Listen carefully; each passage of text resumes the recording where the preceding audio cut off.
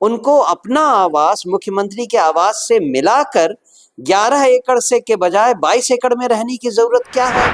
क्या जनसुराज आवाज उठाए? उससे तो अच्छा जो आवाज आप उठा रही हैं वो बहुत अच्छी बात है। मुझे खुशी है कि मीडिया में और आप जैसे जर्नलिस्ट इस बात को मुखर होकर कह रहे हैं। जीतन राम मांझी जी के बारे में जितना कहा जाए उतना कम है।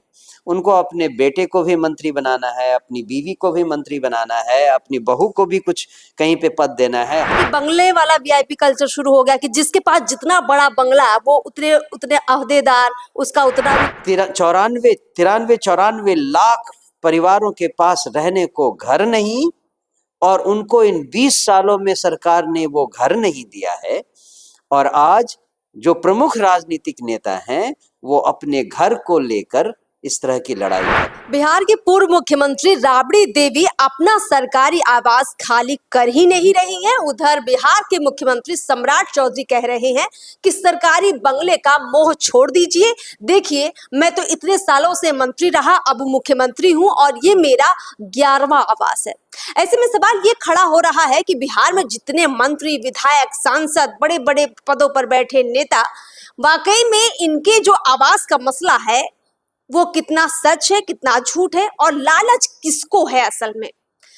इस वक्त हम लोग पीओ भारत की टीम पहुंची हुई है जनसुराज के दफ्तर और इस मुद्दे पर जनसुराज भी काफी मुखर हो चुकी है। इस झगड़े में जनसुराज का क्या स्टैंड है वो जानने के लिए हम लोग पहुंचे हुए हैं मनोज भारती जी से बात करने के लिए।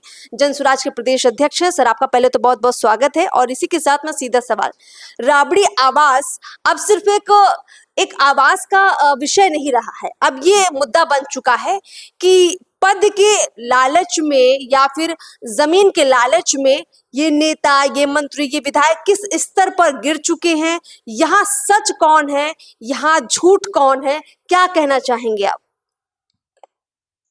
सच झूठ का सवाल तो बाद में आएगा, पहले वस्तु स्थिति को देखें, ग्राउंड रियलिटी। बिहार की ग्राउंड रियलिटी ये है कि यहाँ पर सरकारी आंकड़ों के हिसाब से ही 2006 से, अब तो वो फिगर बढ़ गया होगा, 2006 में 93 लाख परिवारों को 3-3 डेसिमल जमीन देने की बात की गई थी, क्योंकि उनके पास रहने को घर नहीं था। 93 लाख।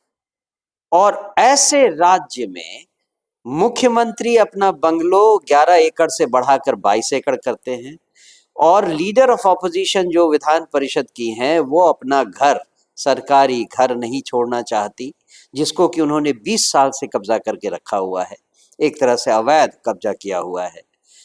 तो बिहार की ये हालत किसी से छुपी नहीं है, और इन बातों को लेकर जब भी ये बातें हाईलाइट होती हैं तो बिहार एक बार फिर से पूरे भारत में लोगों के हंसी का पात्र बन जाता है।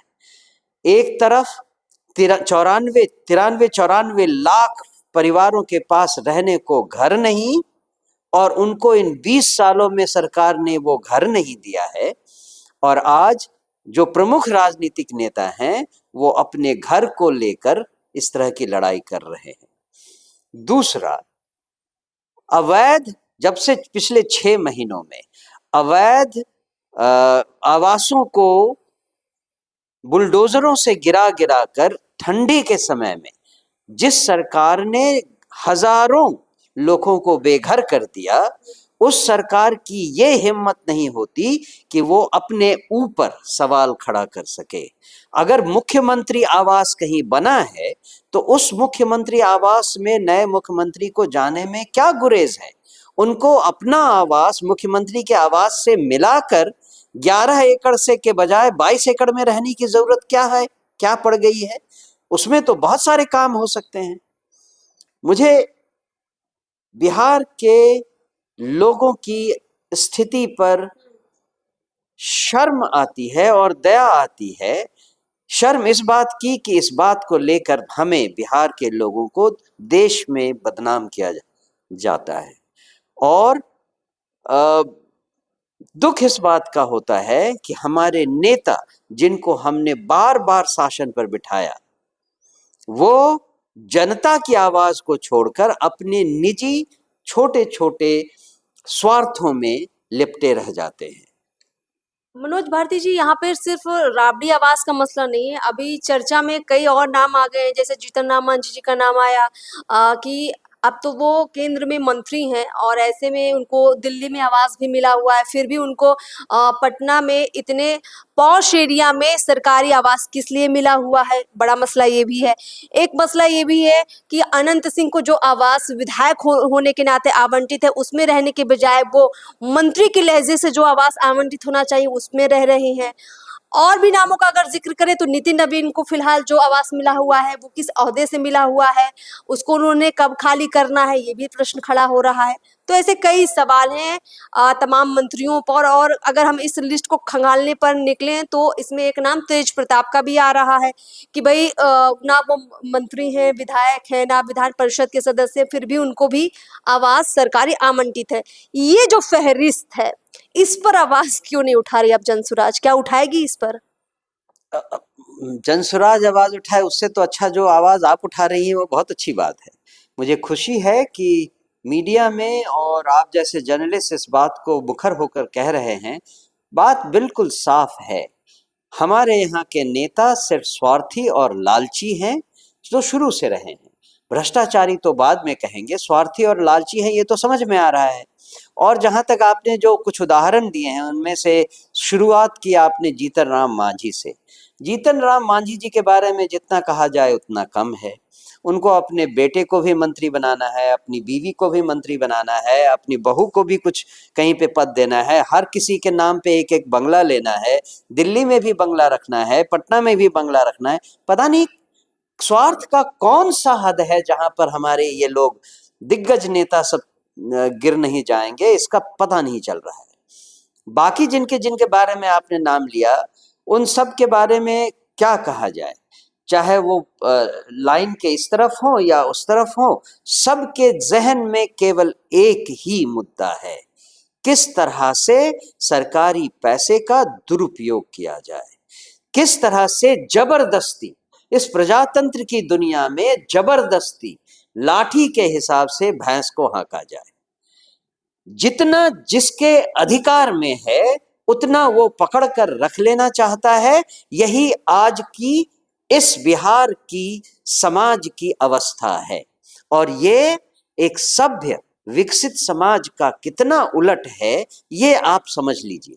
क्योंकि विकसित समाज की नींव ही इस बात पर रखी जाती है कि हर व्यक्ति अपने अधिकारों की सीमा जानता है। वो जानता है कि वो उसने अपने अधिकारों की सीमा का हनन को क्रॉस किया तो किसी दूसरे के अधिकारों का हनन हो रहा है। इस बात को बिहार में सबसे पहले तो सारे नेता भूल गए हैं और उसके बाद धीरे धीरे पिछले 35-40 सालों में हम सब लोग भूल गए हैं। मतलब ये वीआईपी कल्चर अब जो हम देखते थे कि भैया लाल बत्ती का सिस्टम में खत्म हुआ तो लगा कि चलिए वीआईपी कल्चर थोड़ा खत्म हो जाएगा, पर अब लगता है कि बंगले वाला वीआईपी कल्चर शुरू हो गया कि जिसके पास जितना बड़ा बंगला वो उतने उतने अहदेदार, उसका उतना रुतबा। क्या ये कल्चर सेट हो रहा है बिहार के नेताओं के बीच में, मंत्रियों के बीच में? नहीं, ये टर्म पहले से आना चाहिए था, लेकिन अब जब जागे तभी सवेरा। इसको अब आप वीआईपी कल्चर नहीं स्वार्थ कल्चर बताइए। ये बिहार में बिहारी नेताओं के स्वार्थ का कल्चर है जिसको अब आप खुले में देख रही हैं और काफी सालों से देख रहे थे, लेकिन अब समय आ गया है कि इसको एक नया टर्म दिया जाए, स्वार्थ कल्चर। वीआईपी कल्चर के बाद अब बिहार में है स्वार्थ कल्चर। चलिए मनोज जी, बहुत बहुत शुक्रिया हमसे बातचीत करने के लिए। तो कुल मिलाकर ये जो मसला है राबड़ी आवास का, ये इतने आसानी से सुलझने वाला नहीं है, क्योंकि अब बात जनता के हक की उठेगी और जब बात जनता के हक की उठेगी तो उसमें जनता कितना अपनी आवाज बुलंद करती है ये देखना भी और दिलचस्प रहेगा। फिलहाल इस खास बातचीत में इतना ही। नमस्कार।